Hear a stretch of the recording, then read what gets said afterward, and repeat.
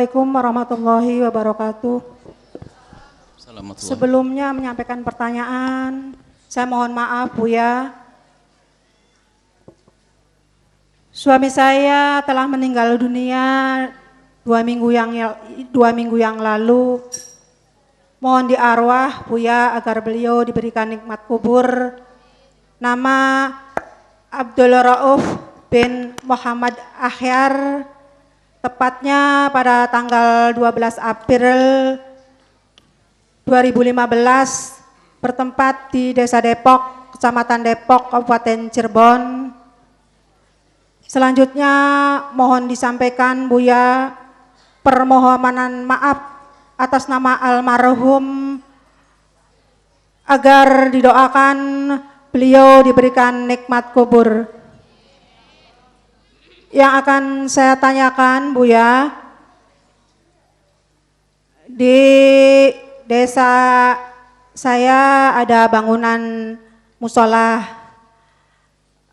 sedangkan almarhum waktu itu tidak ada di tempat atau tidak ada di rumah, berada di lain desa, yaitu di rumah anak gitu. Waktu dalam pembangunan musola, sebagai keluarga sudah menyumbang, ya sudah menyumbang itu maksudnya sebagai keluarga.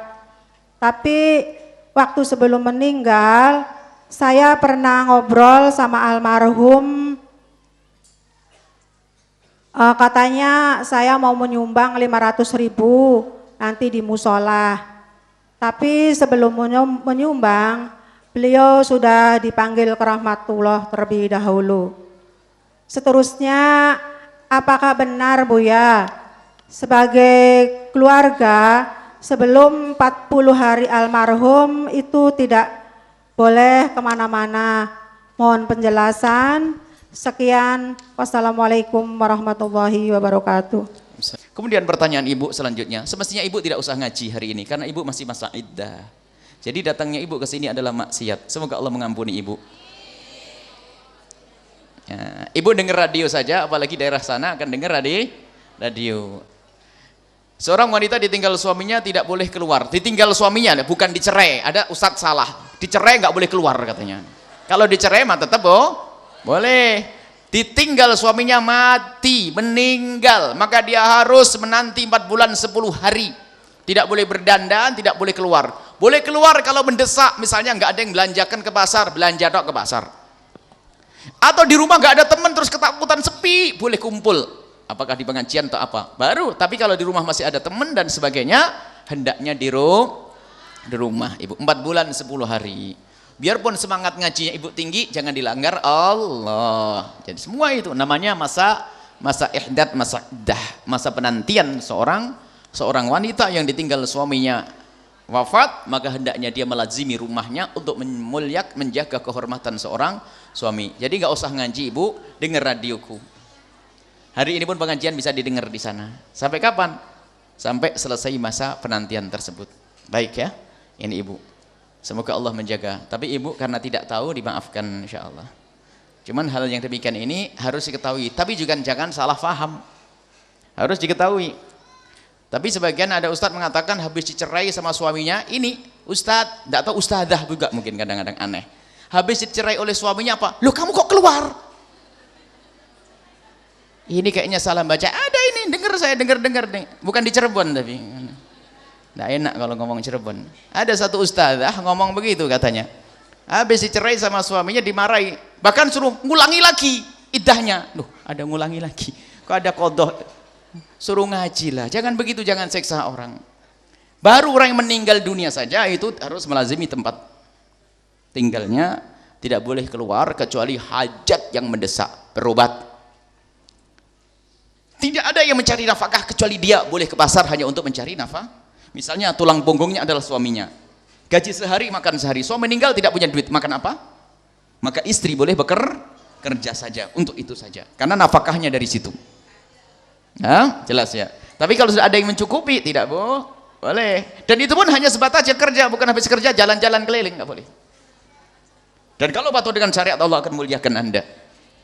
Tapi juga jangan salah paham sampai tadi itu. Ini kenyataan ada di Cirebon. Sampai orangnya lapor, "Buya, katanya iddah saya batal, gak sah karena saya keluar ngaji." Loh kenapa? Saya dicerai suami saya, kata ustadz atau ustadzah, saya itu gak boleh keluar rumah, gak boleh ngapain, gak boleh dandan. Cerai satu dianjurkan tetap dandan, yang cantik barangkali rujuk balik lagi itu. Salah paham itu. Cerai 1 sama 2 itu tetap dianjurkan cantik, barangkali setelah itu suaminya batalin.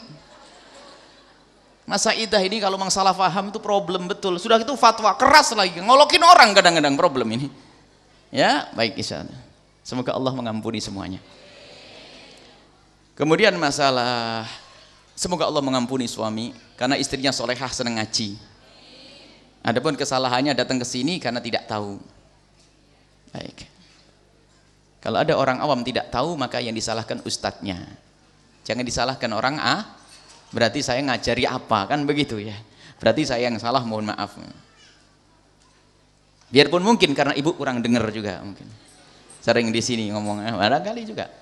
Baik, insya Allah. Adapun masalah apa yang dijanjikan sama suami, jika pasti bahwasanya kalau aku mati nanti berikan 500.000. Maka itu namanya bab wasiat. Tapi kalau dia ngomong duitku 500.000 akan saya berikan untuk masjid, maka nadar harus dipenuhi. Maka paling hati-hati ibu, karena itu bisa saja kalimat yang diucapkan oleh seorang suami bisa saja dia itu adalah masuk bab nadar. Waktu ngomong bahasanya apa? Aku akan jadikan atau aku akan menjadikan duit 500, aku akan memberi 500.000 untuk diomongkan ke suami musalla. Maka harus diberikan pemberian waktu di dunia, waktu hidup. Mungkin berjanji kalau saya mati tolong sumbanglah ke masjid 500.000, namanya wasiat.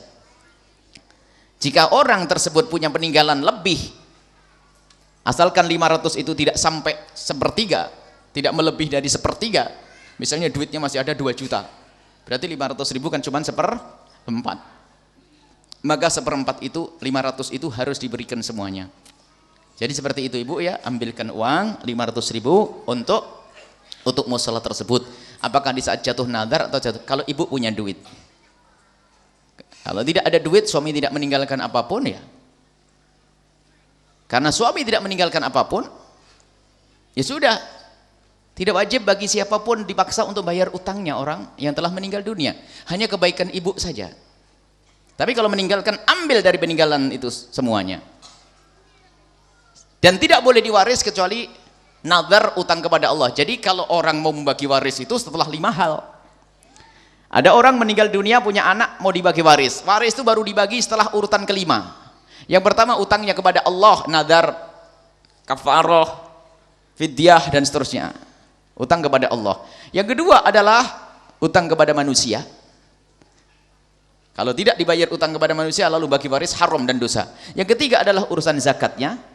Yang keempat wasiat-wasiatnya. Wasiatnya apa? Wasiat pun ditanyakan kepada ulama, tidak semua wasiat harus penuhi. Yang kelima adalah biaya perawatan jenazah. Baru setelah itu dibagi warisnya. Dan itu bisa saja masuk bab nadar tadi, karena mungkin suaminya ngomong, aku punya duit 500.000 itu aku berikan kepada musola, maka wajib dikeluarkan 500.000. Tapi kalau dia ngomong kalau aku mati berikan 500.000, namanya wasiat, tetap harus dikeluarkan. Wallahu a'lam bishawab.